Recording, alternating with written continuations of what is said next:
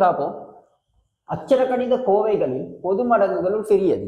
அப்ப பொது மடங்குகளுள் சிறியதுன்னா என்னன்னு பார்ப்போம். ஏற்கனவே நம்ம பார்த்திருக்கோம் பொது காரணிகளுள் பெரியது. அது பொதுவா பிரிப்படுறதுல பெருசு. இந்த இடத்துல பார்க்க போறது என்னன்னு சொன்னா பொது மடங்குகளுள் சிறியது. அந்த முதலாவது கேள்வியை மட்டும் கொஞ்சம் ஒவ்வொரு முறையில விளங்கப்படுத்த கவனிங்க. பொது மடங்குகளுள் சிறியதுன்னு சொன்னா உதாரணத்துக்கு ஆறின் மடங்குகள். ஆறின் மடங்குகள்னா ஆறாம் வாய்ப்பாடு. ஓராறு ஆறு, ஈராறு 12, மூவாறு 18, நாலாறு 24 அந்த மாதிரி எழுதிட்டு போகலாம். ஓராறு ஆறு, ஈராறு 12, மூவாறு 18, நாலாறு 24, ஐயாறு 30, ஆறாறு 36, ஏழாறு 42, அடுத்து 48 இந்த மாதிரி மடங்குகள் போய்கிட்டே இருக்கும், முடிவு இருக்காது.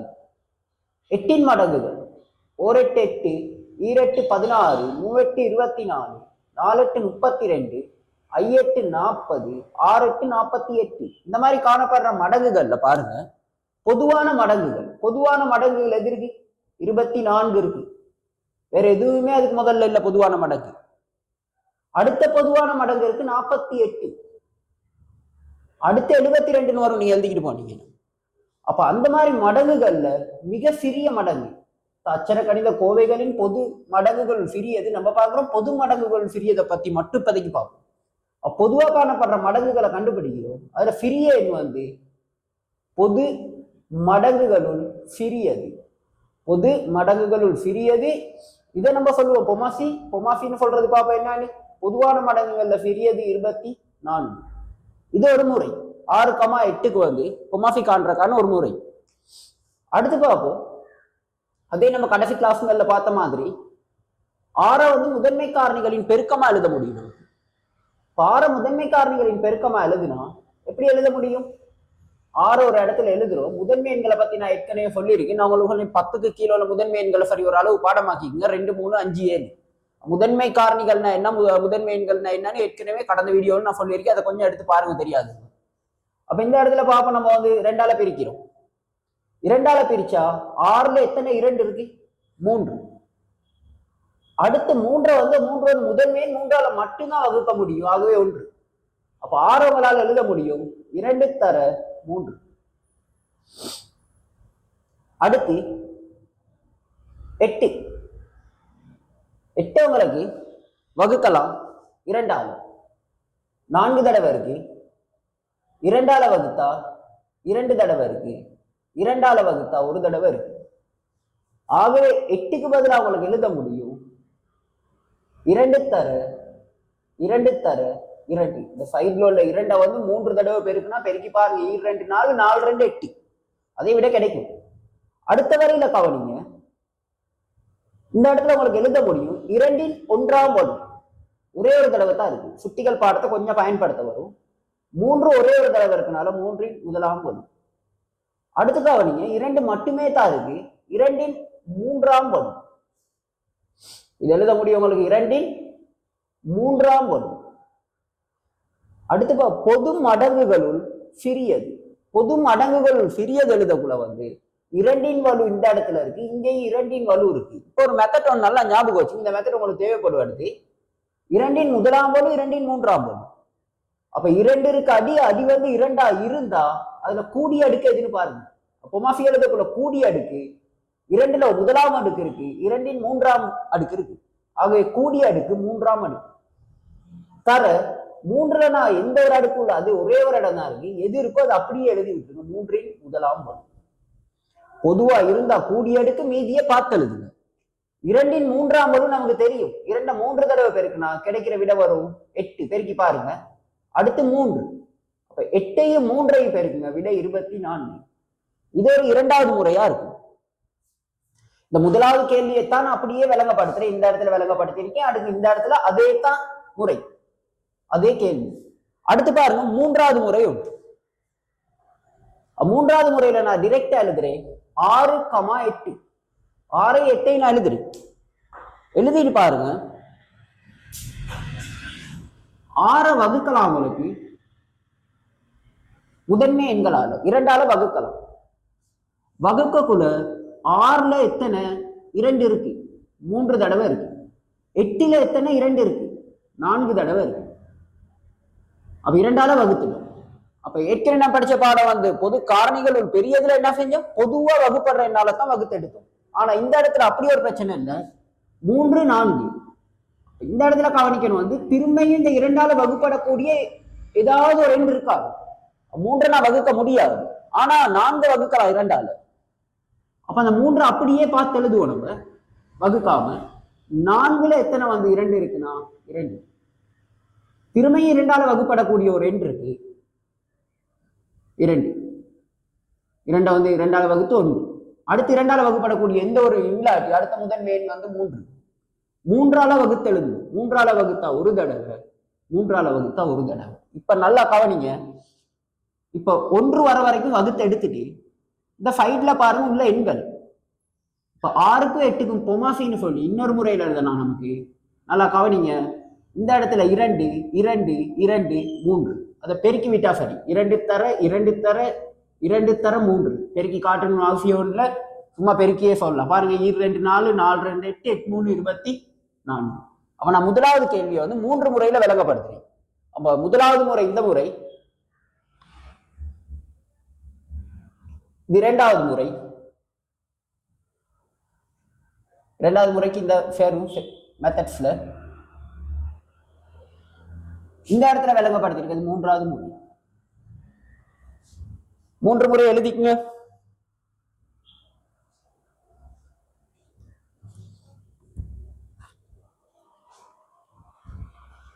அடுத்து பாருங்க, இந்த பொது மடங்குகளும் சிறியதை எடுத்துட்டு நான் மேலும் கொஞ்சம் உங்களுக்கு உதாரணம் தந்திருக்கேன். அப்ப நீங்க வந்து வீடியோ போஸ்ட் பண்ணிட்டு குயிக்கா வந்து செஞ்சு பாருங்க. இதே ஆன்சர் உங்களுக்கு கிடைக்குதா? நான் எடுக்க போற ஆன்சர்.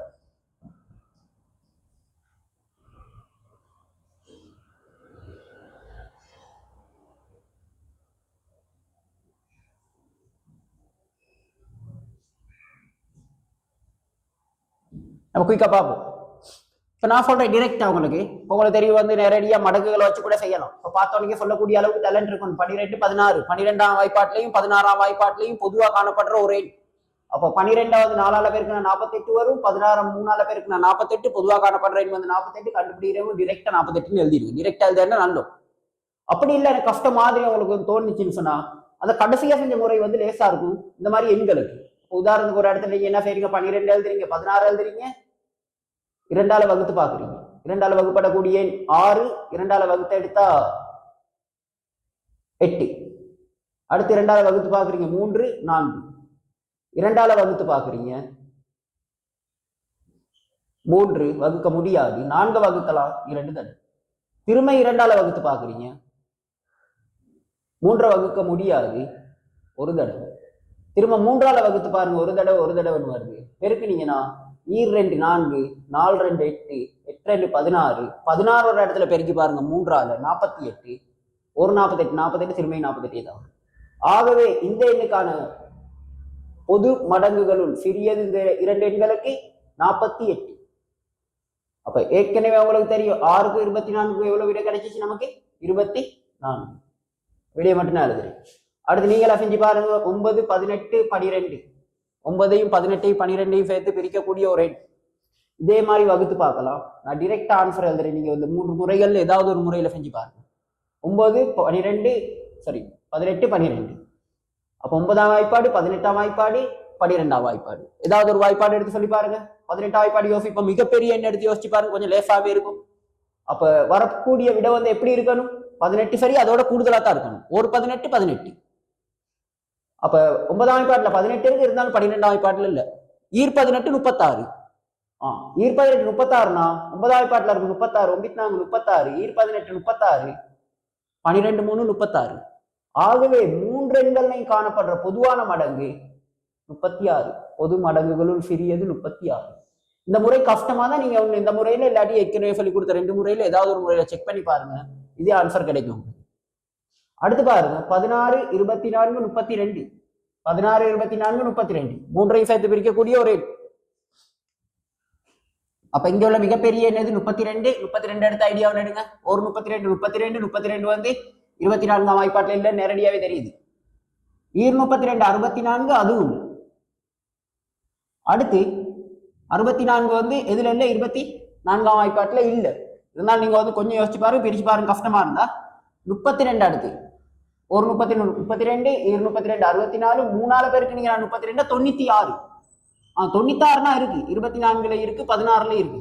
16 6 96, 24 4 96, 32 3 96. ஆகவே பொது மடங்குகளுள் சிறியது 96. அது நீங்க ஏதாவது ஒரு முறையில செஞ்சு செக் பண்ணி விடைய பாருங்க. அடுத்து 8 9 18.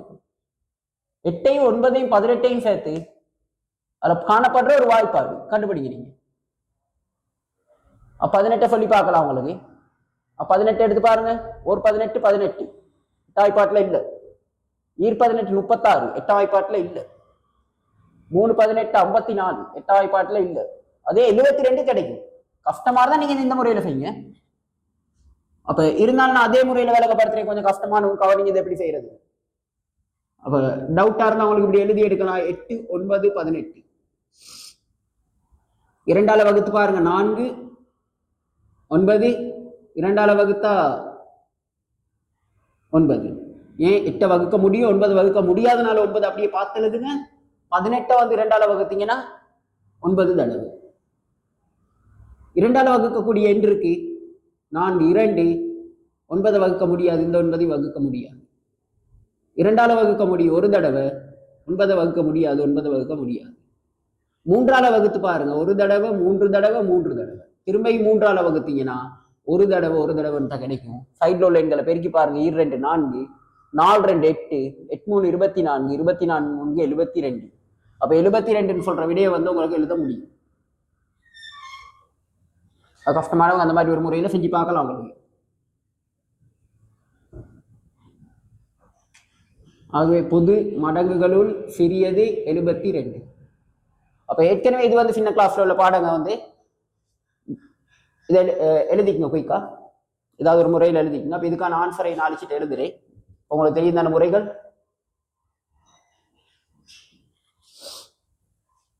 இப்ப நமக்கு வந்து இது ஒரு சிறிய பாடம். இது வந்து கிரேட் 7ல இருக்கு. 8ல வந்து உங்களுக்கு பார்க்கலாம்.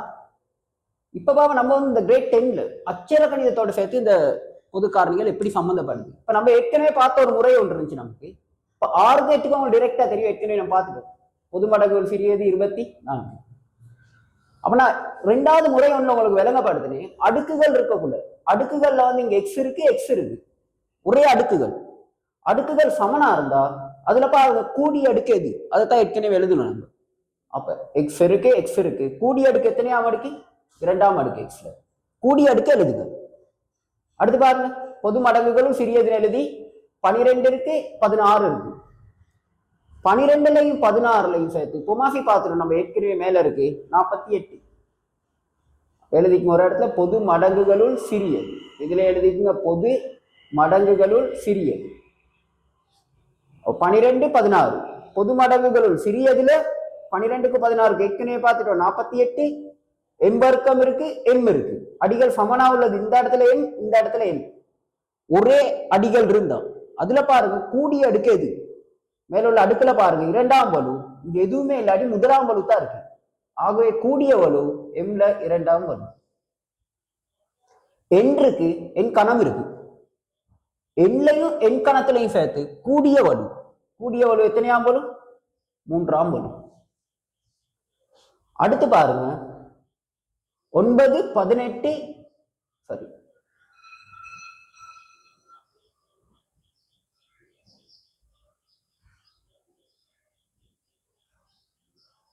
இது ஒரு 5 எழுப்போம். அழிஞ்சிருக்கு, அது பார்ப்போம், அது பிரச்சனை இல்லையே. அப்ப இந்த இடத்துல கவனிங்க 9 18 12 9 18 12 கூடிய சரி பொமாசி வந்து எவ்வளவு, பொது மடங்குகளுள் சிறியது 36. அடுத்த எழுத்துல பாத்தீங்கன்னா வந்து 7 5ஆம் வலு, 7 2ஆம் வலு, 7 வந்து 1ஆம் வலு. நமக்கு தேவை என்னது, கூடிய வலு. கூடிய வலு எத்தனையாம் வலு இருக்கு, ஏயின் 5ஆம் வலு. பீல இருக்கு 4ஆம் வலு, பீல 1ஆம் வலு, பீல 3ஆம் வலு. கூடிய அடுக்கு பீல 4ஆம் வலு, பீல 4ஆம் வலு, பீல 1ஆம் வலு, பீல 3ஆம் வலு. கூடிய வலுவை எழுதி விடுங்க. அடுத்து பார்ப்போம் 16 24 32 16, 24, 32 ஏற்கனவே நம்ம கண்டுபிடிச்சிட பொமாசி எப்படி பாக்குறது 96. எழுத்துல நல்லாவே லேசு. பீல கணம், பீ கணம், பீல முதலாம் வரும். ஆகவே சமனா இருக்கு இந்த ரெண்டு அடுக்குகள். சமனா இருந்தாலும் பிரச்சனை இல்லை, அதுல கூடிய அடுக்கு 3ஆம் வரும். பீயின் 3ஆம் வரும். கியூல வர்க்கம், கியூல கணம், கியூல வர்க்கம். அப்ப அது நமக்கு பிரச்சனை இல்லை. கியூல வந்து கூடிய அடுக்கு, கியூ கணம். பொது மடங்குகளுள் சிறியது.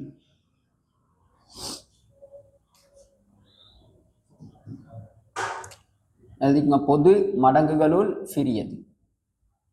அடுத்து பார்ப்போம் கொஞ்சம். 8 இருக்கு, 9 இருக்கு, 18 இருக்கு. அப்ப 8, 9, 18 ஏற்கனவே நம்ம ஒரு இடத்துல பார்த்தோம். 8, 9, 18 அந்த இடத்துல பாருங்க 72. அப்ப நீங்க எழுதலாம் 8க்கும் 9க்கும் 18க்கும் சேர்த்து 72. ஆனா ஏ இருக்கு, எங்கேயுமே இல்லை. எங்கேயுமே இல்லாட்டி என்ன செய்யறது? இப்ப ஒண்ணுமே இல்லை, அது அப்படியே பார்த்து எழுதுறது தான் வேலை. ஏ சரி, ஏல வந்து கூடிய அடுக்கு முதலாம் அடுக்கு. அடுத்து பில 2ஆம் அடுக்கு இருக்கு, பி எங்கேயுமே இல்லை, அது அப்படியே பார்த்து எழுதுறது. எல்லாம் வேற வேற என்ன இருந்தா அப்படியே பார்த்து எழுதுறது, நல்லாவே லேசான ஒரு பாடம். அடுத்து சியும் எங்கேயும் இல்லை, சியையும் அப்படியே பார்த்து எழுதுங்க. அப்படி நீங்க கடைசியா செக் பண்ணி பாத்தீங்கன்னா நீங்க எழுதின அத்தனை எண்களுமே இங்க கீழே கிடைக்கணும் உங்களுக்கு. அதுல கூடிய அடுக்கோட கிடைக்கணும், இல்லாட்டி அத்தனை எண்களும் மார்க் ஆகி இருக்கணும். தப்ப மாசி. அப்போ ஓ லெவல்ல வந்து 2 மார்க்ஸ் கேள்வியில தொடர்ந்து வந்திருக்கு இந்த பாடம். முன்னுக்கு எழுதிக்கங்க, பொது மடங்குகளுள் சிறியது. அடுத்து பாவம் இந்த இடத்துல பொது மடங்குகளுள் சிறியது. 8 இருக்கு, 12 இருக்கு. 8க்கு 12க்கு நீங்க தான் கண்டுபிடிக்கணும். இப்ப அப்ப 8க்கு 12க்கு நான் தனியா எழுதி இல்லை. அப்ப 8ஆம் வாய்ப்பாடு இல்லாட்டி 12ஆம் வாய்ப்பாடு எப்படி கண்டுபிடிக்கலாம்? ஓர் 12 12, ஈர் 12 24. ஆகவே 8ஆம் வாய்ப்பாட்டுல 24 இருக்கு. பொமாசி 24 தெரியாட்டி தனியா செஞ்சு பாருங்க. ஏற்கனவே சொன்ன முறைகள்ல ஏதாவது ஒரு முறையை பயன்படுத்தி பாருங்க. அடுத்து பாருங்க, கோவைகள் இருக்கு. கோவைகள்னா என்னது? எக்ஸ்னு சொல்ற ஒரு 2 இருக்கு, அதோட 3 கூடிய. உதாரணத்துக்கு 5ஆ இருந்தா 5ஓட 3 கூடிய என்ன வரும்? 8. இந்த எண் எப்படி இருக்கு? குறிப்பிட்ட ஒரு எண்ணோட 5 குறைந்த எண். அப்ப 2 ஒரே எண் இல்லையே. அப்ப 5ஆ இருந்தா 5ல 5 போனா 0 மாதிரி. உதாரணத்துக்கு இந்த எக்ஸ்னு சொல்ற எண் 6ஆ இருந்தா இங்க 9, இந்த 6ஆ இருந்தா இங்க 1. ஆக வேற வேற எண்களை அப்போ மாஃபி பார்க்கணும் 2 எண்களுக்கும். அப்ப இதுல நல்லா கவனிங்க, இந்த இடத்துல எப்படி எழுதலாம்னு. எக்ஸாக 3ன்னு சொல்ற ஒரு எண் வேற எண், எக்ஸ் மறை 5ன்னு சொல்றது வேற ஒரு எண். அப்ப 2 வேற வேற எண்ணா இருந்தா அப்படியே பார்த்து எழுதுறது தான் வேலை. அங்க பார்த்தோம்னா அப்ப வேற வேற எண்களா இருந்தா பார்த்து எழுதுறோம். எக்ஸாக 3, எக்ஸ் மறை 5. அடுத்து கவனிங்க, 12, 8, 12. 12க்கும் 8க்கும் 12க்கும் சேர்த்து பொமாஃபி பொதுவான மடங்கள் சிறியது 24. எழுத்துல பாருங்க, ஏ மறை 1 எங்கேயுமே இல்லை, ஏ மறை 1 அப்படியே எழுதுங்க. ஏ நேர் 2 அப்படியே எழுதலாம், பார்த்து ஏ மறை 3 அப்படியே எழுதுங்க. எழுதிக்கங்க குயிக்கா.